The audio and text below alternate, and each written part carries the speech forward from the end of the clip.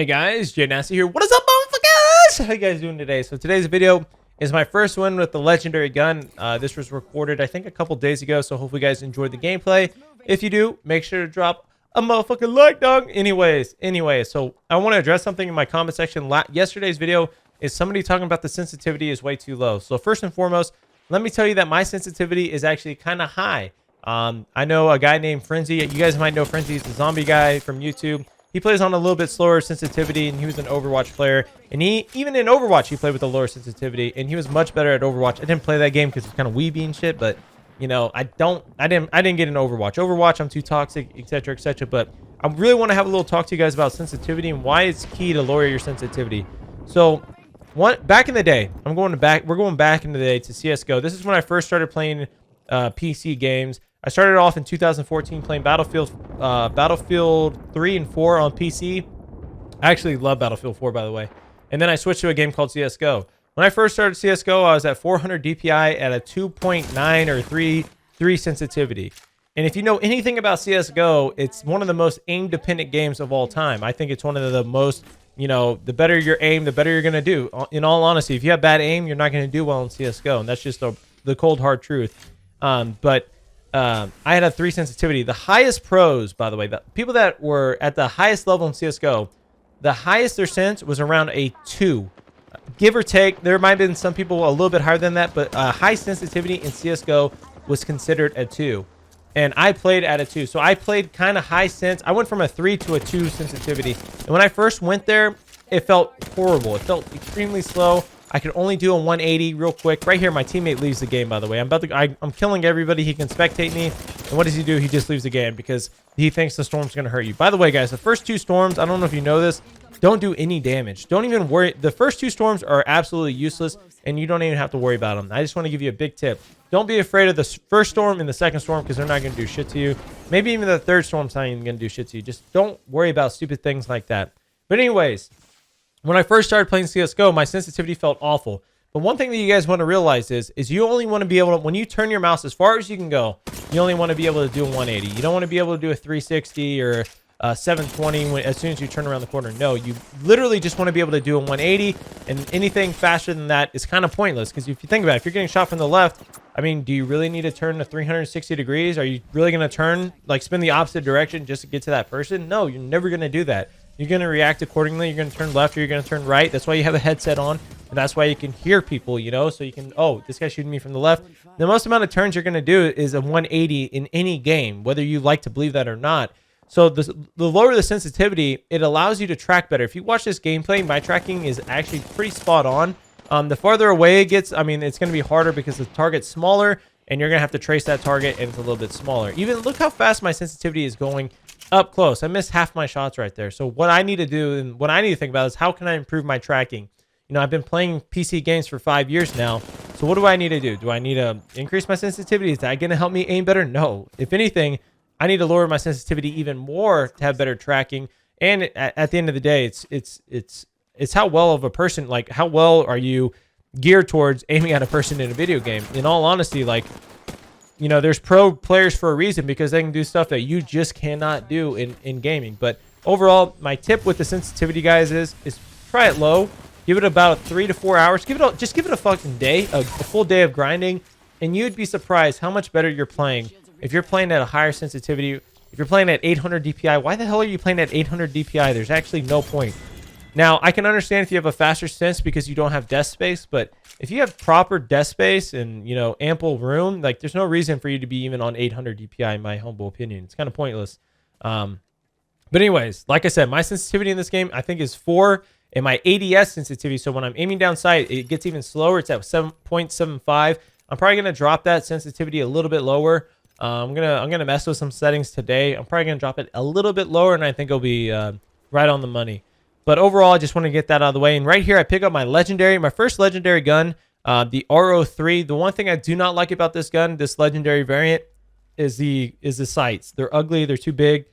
Not a fan of them. It makes the gun look really clunky, and it takes up a lot of your screen. So just an FYI, don't like that. But anyways, one thing that I want to mention about this gun and why is it so good is because of 2 things. You have your stabilizer, your legendary, or your what is it? I think it's a legendary stabilizer. And then you also have your legendary extended mags, which gives you a lot more shots. I think I get 28 shots in this instead of the 18 or 20 that you originally get. And that is a huge difference. What this extended mag allows me to do is kill people in one clip. And what the stabilizer allows me to do is just melt people from far away with absolutely zero recoil. And then on top of this, the stock is what's really good, especially up close. If you guys see in this gameplay, a lot of people have peacekeepers. Like 2 guys have peacekeepers, and then they always get the first shot on me, take off half my shields, and then they can't hit the other shots. It's because I'm strafing. It's because I'm moving quick. Because I have this standard stock.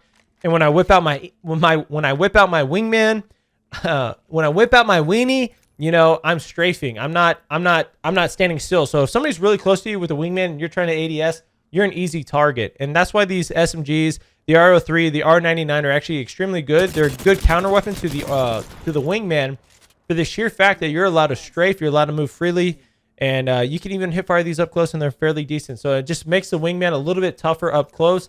And if you guys are trying to use the wingman up close, I highly don't recommend it. Maybe if you want to play super fast, use an R301 or an R99. It's actually a really good. The R99 is actually a really good cleanup weapon for the wingman, surprisingly. But just wanted to throw that out there, guys. Is that, you know, if you're up close and you have a wingman or you have some kind of gun, generally speaking, you're not gonna want to stand still, because standing still is bad for you. Even in any fight, always strafe, always move left to right.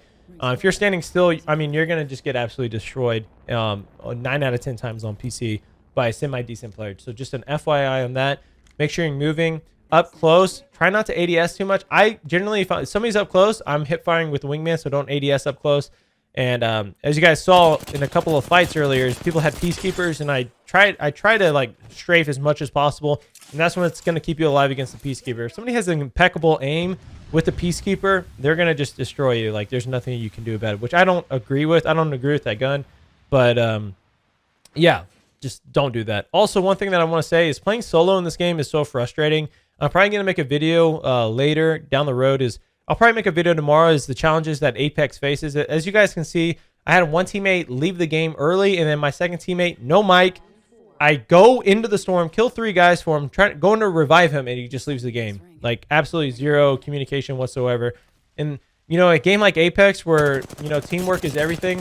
If you guys notice in this game, most of the people I kill are in one sit, like, they're not near their squad at all. And that's the only reason why I won this game. Is because if all three of the players were next to each other, when I ran over to that one side, they probably would have killed me. You know, one guy hit me with a peacekeeper, took out half my health.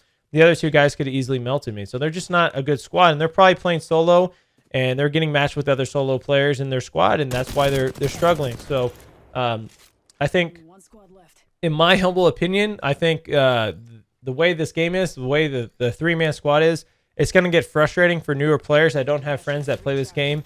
For the sheer fact that most people just, I mean, half your games you're going to have horrible teammates, and the other 40% you're going to have horrible teammates, but they're going to have mics, and probably 10% of the time you're going to have a competent team, which is kind of rare, where somebody on your team can actually do damage and do anything, in my humble opinion. But overall, the playing solo dolos is kind of weak. By the way, that digital sight right there is really good with Bangalore.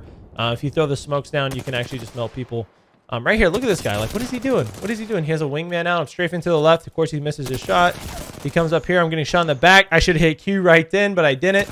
And look at my health, guys. I don't know how this guy didn't finish me off. I wonder if he was trying to res his teammate and I started throwing grenades or something.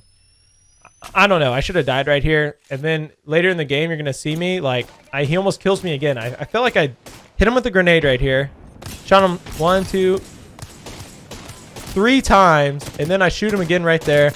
And that guy had some health, man. That guy had some health. But anyways, guys, I hope you enjoyed today's video. I hope I cleared up the sensitivity talk and kind of let you guys know that if you want to play super aggressive, try the R99 or the 301. It's a really good cleanup gun for the wingman, and I highly suggest it. So this is my squad right here, guys. They were very good.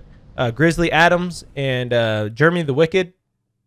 Grizzly Adams left the game instantly, and Jeremy the Wicked was super wicked, man. Super wicked teammate, did 105 damage.